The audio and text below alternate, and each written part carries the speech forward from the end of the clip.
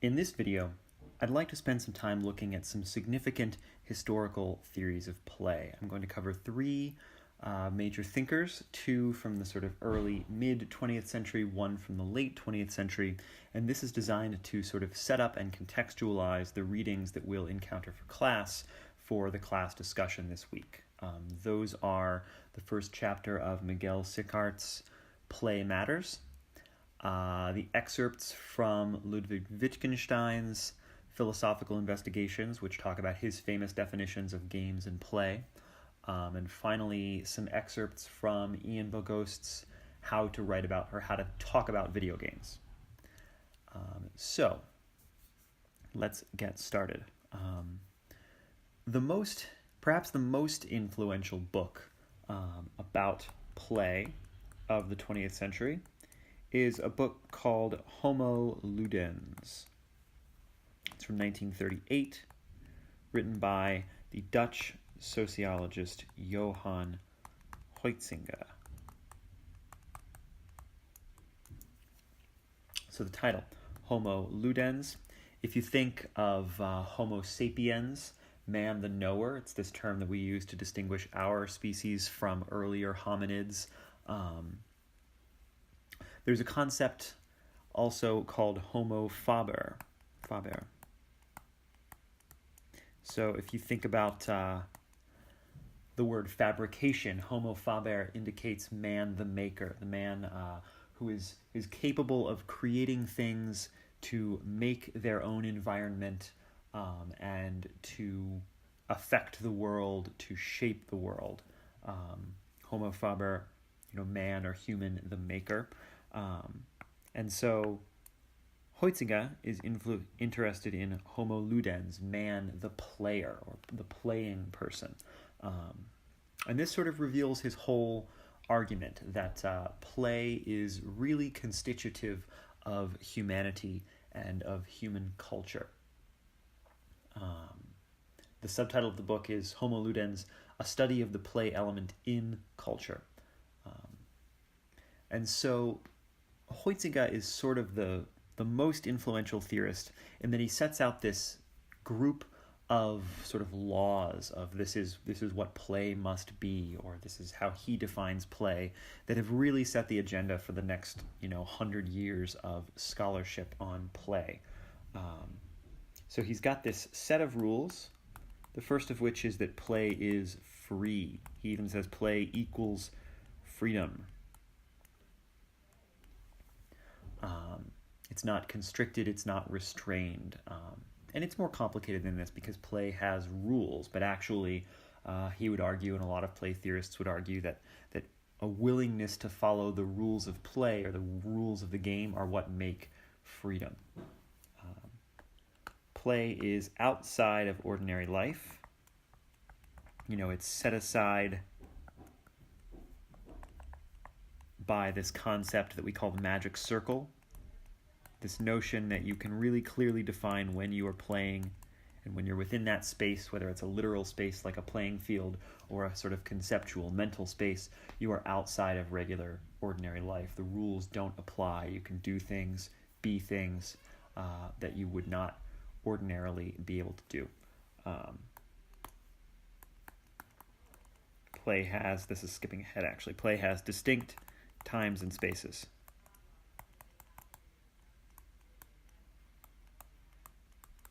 And that's sort of the magic circle idea again.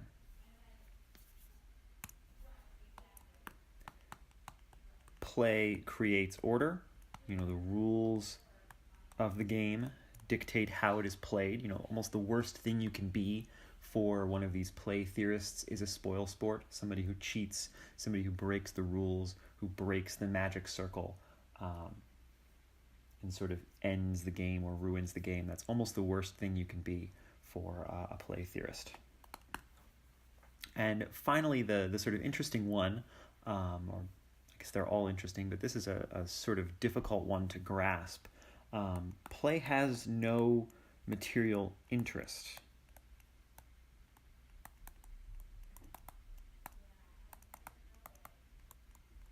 So it's unconnected to profit or gain or something like that. And this is an interesting concept because play is, in a lot of senses, a lot of forms of play are fiercely competitive. Subscribing to the magic circle, subscribing to the rules of the game require you to try your best to win, to triumph. But at the same time, play is defined as something that has no actual material interest. It can't be motivated by sort of winning a prize or whatever benefit you gain from playing. It's this sort of Kantian idea of disinterest. Aesthetic appreciation is considered the disinterested appraisal of something. And this is a related idea in which play is kind of disinterested from profit or gain, but at the same time it's deeply committed to winning in a lot of senses. There are some games that don't involve winning.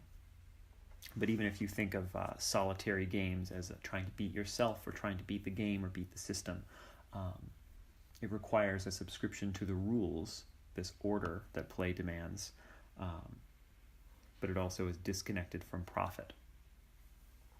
So Huizinga's major contribution, he tracks play through language, the way that various societies, various ancient languages, Greek, Latin, Sanskrit, I'm not sure if he does Hebrew, but he tracks them through ancient languages, through sort of the Romance languages, the Germanic languages, and he looks at all of the different variations that people have used to discuss play and its various related concepts. He then tracks play through human culture, and he argues that there are a lot of aspects of culture that are related to various aspects of play. Some of these include law, the courtroom, the trial, the contest of two sides, the determinate outcome. War is the same as well. Armed conflict is just sort of a violent version of a courtroom clash. And the book is positioned very interestingly. If you remember, it's written in 1938. Huizinga is from the Netherlands, which would be, taken over and really subjected to the Nazis during World War II. So there's kind of a double edge to this argument that he makes, that war is play and law is play and culture is play. There's a sense in which play is frivolous, but it's also deadly serious, and sort of saying that all social systems are forms of play is both saying that they how do I put this? They're sort of both deathly serious, but they're also subject to critique because they are only play, they are only human constructions. So it's interesting to read this book, written on the cusp of World War II, right before the Nazis would invade Poland in 1939. Huizinga himself died at the end of the war. So it's a little bit interesting to look at. He had kind of a dark worldview from which he's making these arguments. There's a sort of wonder to this analysis that, look, everything is play and everything is creativity and interactivity, but there's also a dark undertone to Huizinga's work that maybe all of this is bad. Maybe all of this sort of competition leads to negative outcomes. And then finally, play, the second half of the book sort of deals with play in art, play in philosophy, play in poetry. There's a chapter on poetry. He doesn't really talk about music all that much. But he sort of comes to the conclusion that play is constitutive of civilization. He places play next to culture, but he writes that civilization emerges through play. And this is a hugely influential book. It ends up being followed a couple of decades later with a book called Man, Play, and Games, Les Jeux et les Hommes,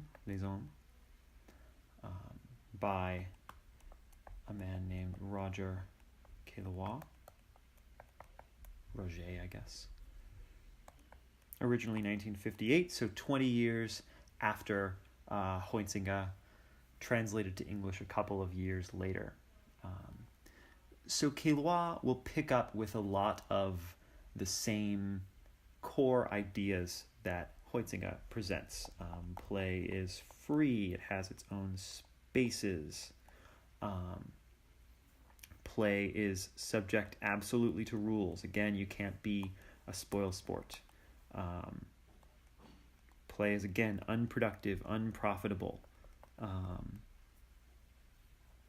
And he's very interested in sort of the way that play acting kind of works in culture. So Caillois expands on the theories of play and the way that ludus and paideia and creativity all kind of come out in Huizinga's theory.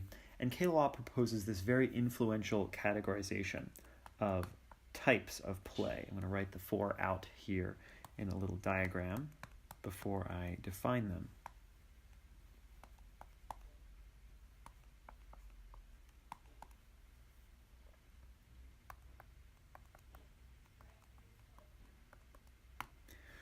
So, if we go sort of clockwise, agon first, competition, head-to-head competitiveness.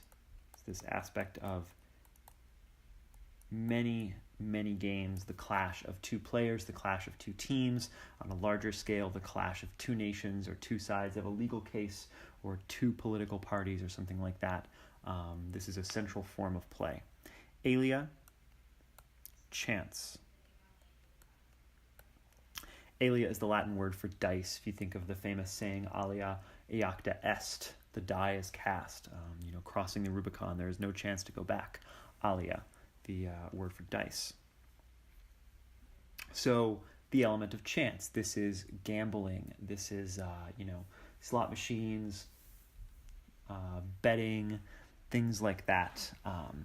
And when you put these 2 together, when you put multiple categories together, you get this interesting sense in that they can be related. If you take horse racing, for example, horse racing is agon. There are actual jockeys riding actual horses and competing down on the track. And then up in the stands, there are people who are, using the odds, maybe using some insider knowledge of horse racing, or, maybe just picking the horses that have the coolest names, and betting. So there's agon, down on the track.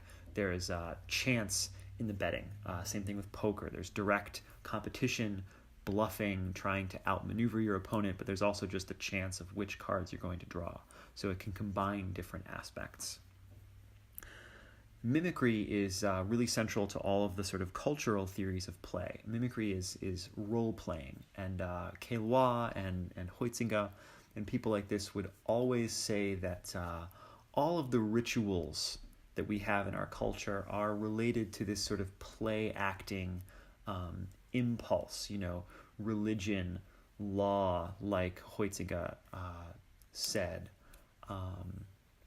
It involves taking on roles. It involves reenacting certain things. It involves, stage-like spaces.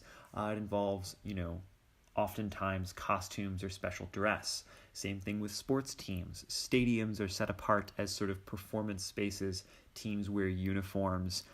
Fans wear, their team's colors or their team's logos to reflect this sort of allegiance. Caillois says, play creates communities. So mimicry, kind of role-playing, play acting, is very related to this. This is also drama. A straight-up drama or film is play acting. People taking on other roles that we understand are bounded in time and space, and for 2.5 hours, somebody is taking on the role of somebody else. And that's a very similar concept to the magic circle, the suspension of disbelief when we watch a play or we watch a movie. Finally, ilinx, this great Greek word. It's the Greek word for whirlpool, actually, and it implies vertigo. It implies altered perception. So ilinx is kind of a tricky one, but it's, I think, almost the most fun.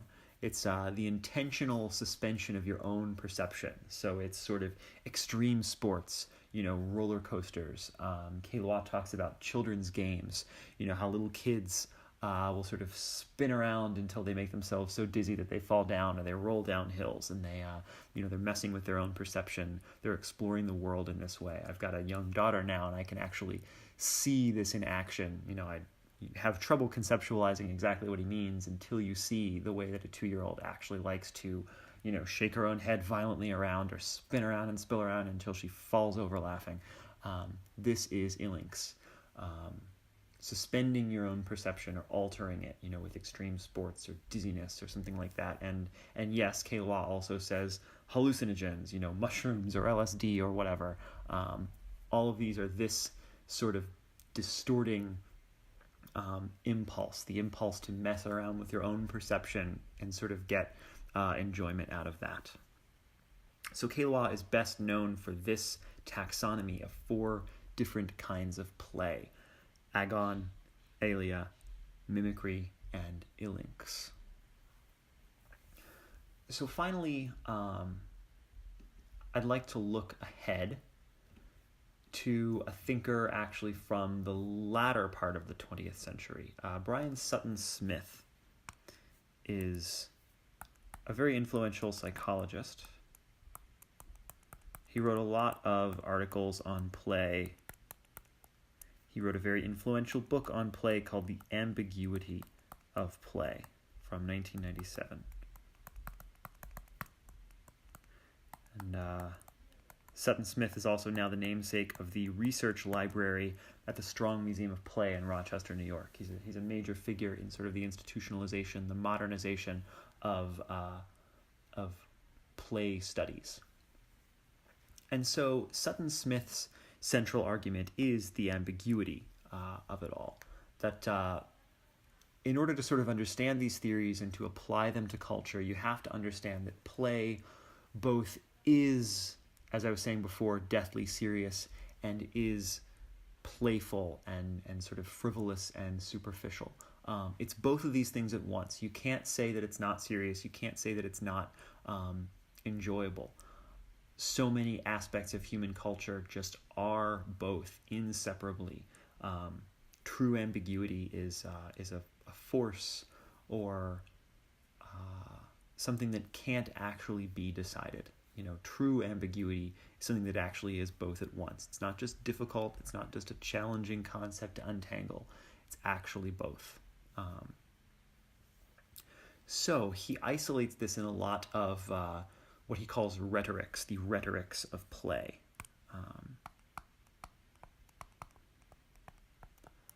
He talks about how his rhetorics of play come both from the ancient world and the modern world.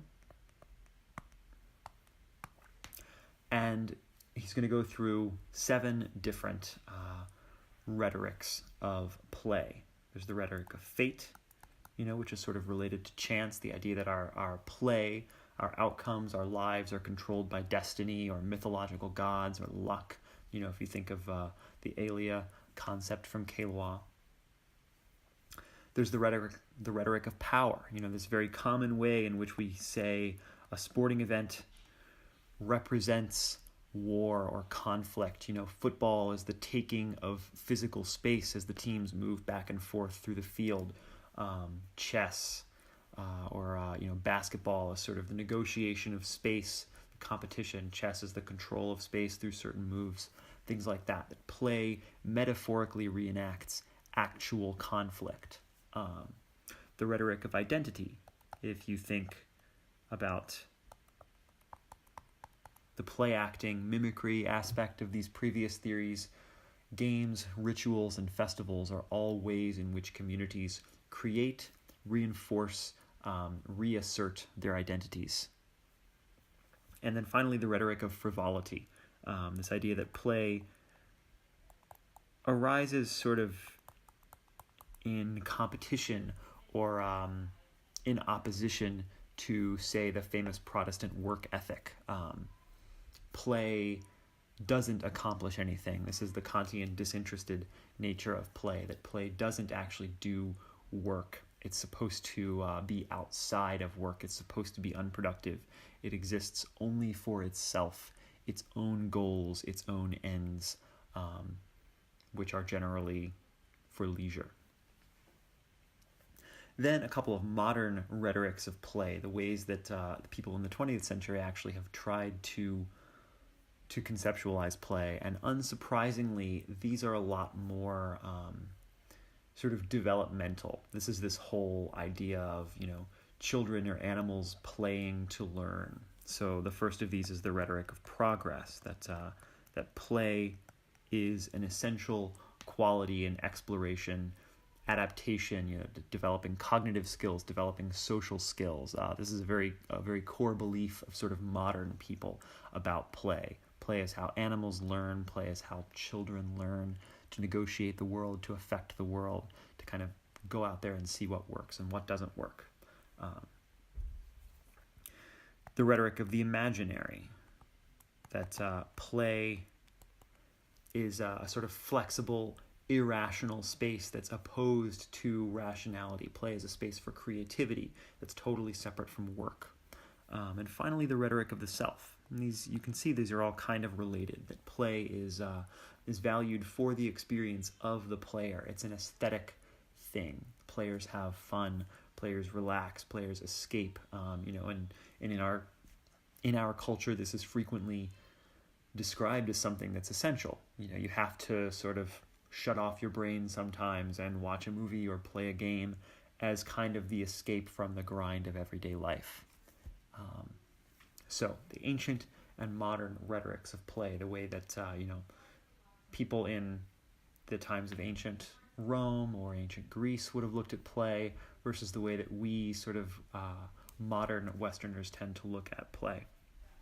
And it's interesting that a lot of these are kind of opposed to each other, either across the time divide or within it. The rhetoric of power, he says, is opposed to frivolity. If play is reenacting or reinforcing hierarchy or conflict, it can't be just fun. So sort of whichever one you subscribe to might cancel or might be in conflict with another one. Progress is also in conflict with frivolity. The fact that people use play to develop is sort of opposed to the idea that people just use play to unplug and unwind, that it accomplishes nothing. There's also sort of the fate idea, that play as fate is in conflict with play as developmental, or even play as power. So there are different ways in which we talk about play, and Sutton-Smith's big contributions are play is kind of all of these at once. These ideas that are actually directly in conflict with each other. The fundamental ambiguity of play is that play reflects all of these ideas and more simultaneously. It both is and is not deathly serious. It is and is not a way of developing. It is and is not a way of unplugging or unwinding. It both is and is not a way of enacting conflict or enacting a power struggle. So that's the quick recap of sort of these three very influential theories of play. And this sets us up for the Sickart reading, the Bogost readings, the Wittgenstein readings, which we will discuss in our group video chats this week.